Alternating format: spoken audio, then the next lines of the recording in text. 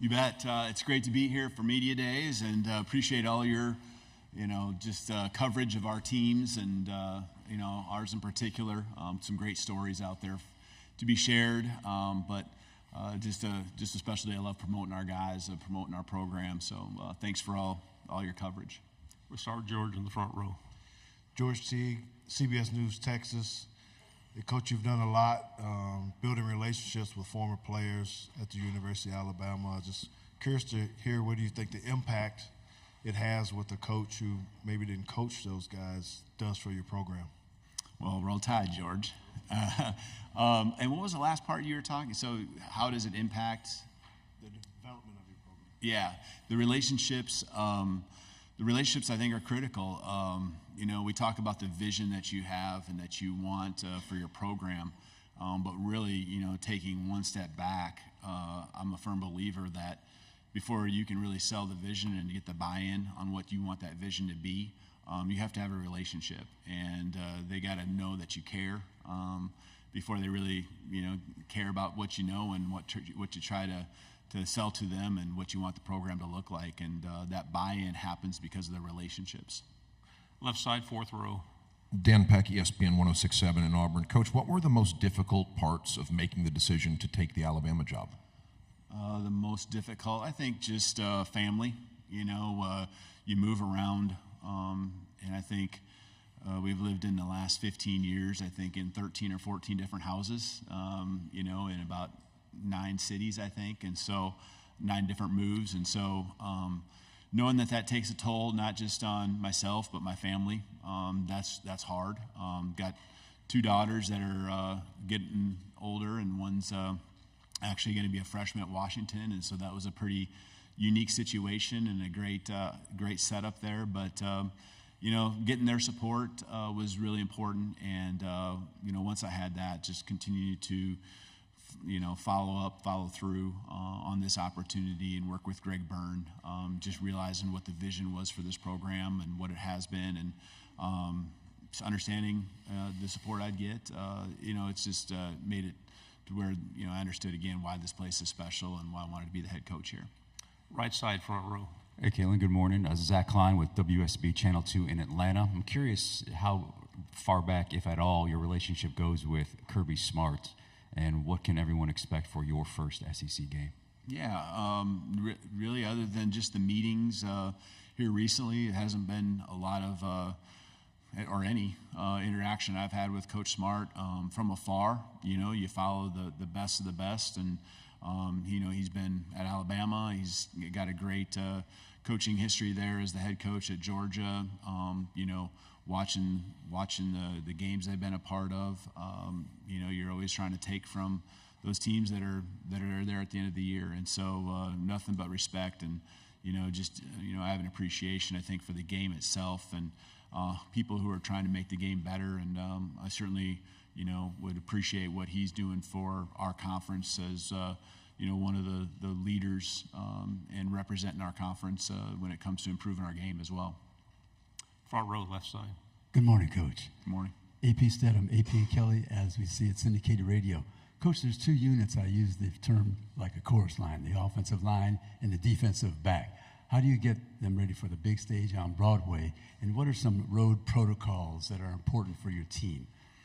Offensive line and defensive back? Yes. Okay. I think, when it comes to those positions in our program right now, I think we made a lot of headway as far as gaining some depth. I felt, going in the spring, maybe that position was one that maybe, might be a little bit concerning when it comes to the depth experience, but the way it all really came together, we all of a sudden now have, an interior that's got a lot of experience with Parker Brailsford, Tyler Booker, Jaden Roberts, and then, getting Caden Proctor back, along with the development of Elijah Pritchett, who did a great job, Wilkin Formby, some others as well. I really feel like it's actually a strength of our team now. I felt that even at the end of spring, and now continue to see these guys work this summer, feel even more so. Defensive back, I think we put a lineup out there that is got some experience, but I think us as a coaching staff, it's going to be really important to just every single day, press upon these guys because we have a lot of youth that is very talented, and just pressing on them how important every day is. And their development's going to be critical for us, not just from a depth standpoint, but we could have some young guys out there playing sooner than later when it comes to, playing defensive back and corner in particular. The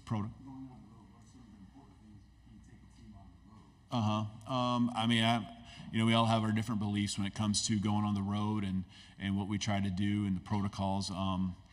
I guess I like to get there as late as possible, especially if it's an afternoon or evening game. I know we play the 11 o'clock kickoff there at Wisconsin, and so you got to account for some travel and things like that. But try to get as much done at home before getting on a plane. And to me, by that time, it's just kind of tips and reminders and things like that. Continued walkthroughs. Just want the guys to be confident, relaxed, doing everything you can to make sure their headspace is good going into the Saturday. Right side, third row.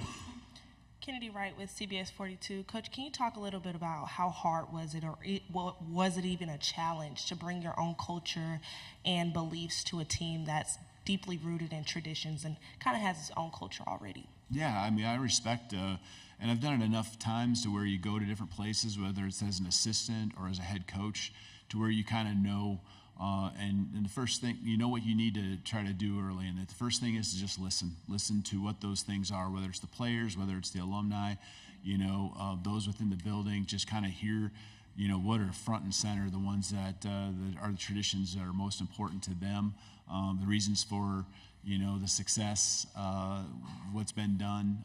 Fortunately, I retained a lot of staff, and a lot of that continuity, I think, helped with a lot of those traditions, and again, helping me understand what I don't know.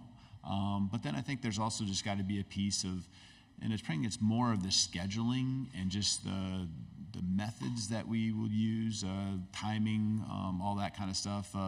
Just, things that have worked for me, worked for the programs I've been a part of, what I've learned. And I think that it's not necessarily always a right or wrong. It's more about how you blend it all together. And so those things were important to me. We're going to practice in the mornings. And I don't think there's a right and wrong. We've had success mornings and afternoons, but how I can mesh things together and just make a schedule throughout the week that fits practice in the mornings, that's something that I feel like I understand well, and that's something I think our guys have embraced and have educated them. Again, this isn't necessarily the only way you win, but this is the way that I've achieved success, and I think they're very open to it, and I appreciate our guys for being that way. Left side, third row, and then pass the microphone to your left. Yes, sir. Good morning, Coach. Tony Reese out of WCVM out of Columbus, Georgia, the ABC affiliate. What would you say has been the biggest challenge you faced since being at Alabama, and how have you been able to overcome it so far? Biggest challenge, I think the biggest challenge, I know the biggest challenge was early on. The first 2 weeks, with the timing of everything being in the middle of January, there's no question. You got a contact period. We're a 12-2 football team that went to a semifinal game. A lot of talent on our roster, highly recruited football players, and so with the portal being open for 30 days when a head coach change happens, that was intense. It really was, and you're trying to manage retention of a roster with building a staff. And the building of the staff helps with retention of the roster, but just things coming your way. A lot of bullets in the air, that I know I couldn't be more proud of our staff and our team for just working through. A lot of noise that was out there. And there was a couple guys that moved on, but for the majority of our team to stick around and stay, it was probably the toughest time, but it's one that I think has been very rewarding when it comes to us understanding who we are and appreciation for what we've been through so far here in the first 6 months. Stay on the left side, third row. Tyler Shaw with KBTX in College Station.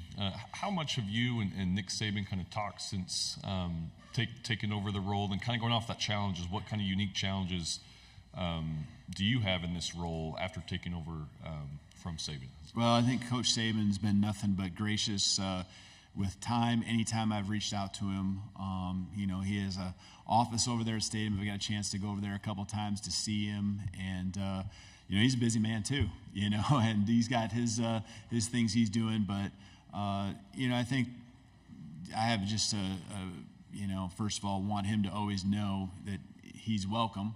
But I also appreciate that he has put forth the ultimate respect in trying to let us kind of establish who we are. But I said it earlier, this morning, that anyone who's poured into this program, I want them to always feel a part of it, because they've got us to this place, and there's no one more than Coach Saban that's put this program on the map to the level it is right now. And so, I just appreciate any wisdom he shares, whether it be program related or just football in general. He's a promoter of the game. I know he's going to knock it out of the park with his opportunity there as an analyst as well. And so it's a great asset to have close to home. He's been great for our staff as well. A couple of our staff members have gone over there and met with him, whether it's football related or even not football related. So nothing but appreciation for everything he's been to us so far at this point. Right side, fourth row, then pass the microphone to your right. Hey, Coach. Michael Bronner for WNSP in Mobile. You talked a lot about Jalen Milroe in there. A lot of people have been hopeful that you'll be able to help him take that next step as a passer. Of course, the season Michael Penix had for you last year. What do you think it is about your offense that allows a quarterback to be the best version of themselves? Yeah, sure. I think that there's I think, first of all, the talent of your quarterback is most important, right? You can go to drastic levels and talk about a guy who can't pass. Well, in the end, your passing game's not going to be what you want it to be. But, Jalen's super talented, when it comes to down the field throws, which are not easy. He was one of the best in the country. He and Michael both were two of the top, I think 3 or 4 in the country when it came to accuracy, efficiency, yards per attempt in some of those areas, depending on how you look at it. I think just continue to grow his game, build confidence. It's new language, verbiage that he's got to learn, directing the whole show, and knowing the things that he can do within our system without making it too complicated. That's what Michael had, and he had a few years at it, right? Because we were together at 2019, 2020. He ran the same system under Nick Sheridan at Indiana, 21. And I know there was partial seasons, but then 22 and 23 there at Washington. So he had multiple years. And so, Jalen's just pouring himself into this, learning it as fast as he can. You're never going to question the work ethic of this guy. And, from a passing standpoint, he's got the skill set, he's got the tools. And now it's just tying the footwork to the reads and the progression, knowing when to take off and run, knowing how to move the chains, believing that, hey, in each other, that if you can go through your progression, we can call those shots down the field. If it's not there and you check it down, the next time we can call it again and be confident in calling them more often than less. Right side, fourth row. Hey, Coach. Ben Bobick, Local 3 News in Chattanooga. Amari Jefferson, a kid from the Chattanooga area, stayed over from Saban's recruitment. How do you foresee using him, his playmaking ability in your offense, and has he transitioned to the college football, at least, Amari just came in this summer and extremely, talented, highly touted, just versatile. You see it with the other sports and things that he can do. I think right now we're just learning the offense, learning the system. We get to work with them skill set wise during this time of the year. I get a chance to see that, and you can see that he's going to become a really good player in our program.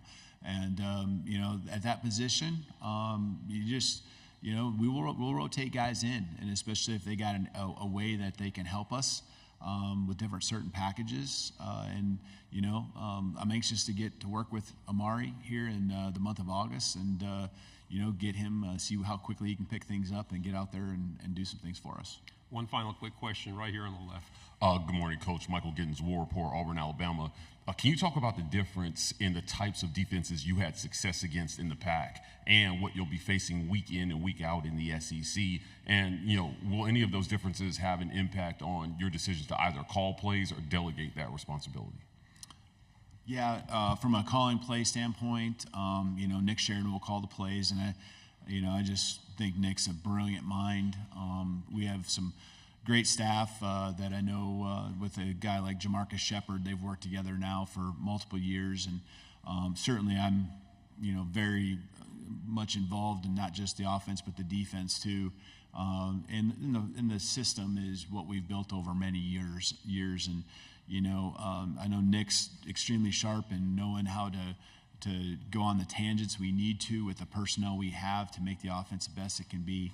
But that's, I think when it comes to applying it to the defenses we'll see this year, I think there's always going to be a variety. I think every conference presents a variety. The talent level here and there might be different. The strengths might be different.